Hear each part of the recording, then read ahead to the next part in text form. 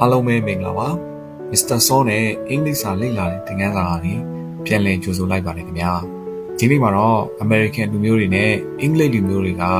မတူဘဲထွက်တတ်တဲ့စကားလုံး၅လုံးရဲ့အတူထွက်ကိုဖော်ပြပေးတော့မှာပဲဖြစ်ပါတယ်ပထမတစ်လုံးအနေနဲ့ကျွန်တော်တို့အခုမြင်တွေ့နေရတဲ့စကားလုံးကို American လူမျိုးတွေက again လို့ဖတ်ပါတယ်အင်္ဂလိပ်လူမျိုးတွေကမူလအားဖြင့် again လို့ဖတ်တတ်ကြပေမဲ့ American လူမျိုးတွေရဲ့ယဉ်ကျေးမှု culture လွှမ်းမိုးမှုကြောင့် again လို့လည်းဖတ်တတ်ပါနေတယ်ဒုတိယစကားလုံးအနေနဲ့ကတော့ American လူမျိုးတွေက tomato အင်္ဂလိပ်လူမျိုးတွေကကျတော့ tomato လို့ဖတ်ပါတယ်တတိယစကားလုံးအနေနဲ့ American လူမျိုးတွေကတော့ schedule လို့ပြောပေမဲ့အင်္ဂလိပ်လူမျိုးတွေကကျတော့ schedule လို့ပြောပါတယ်စတုတ္ထတစ်လုံးအနေနဲ့ကတော့ American လူမျိုးတွေကတော့ advertisement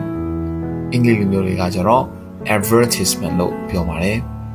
နောက်ဆုံးတစ်လုံးအနေနဲ့ကတော့ American လူမျိုးတွေက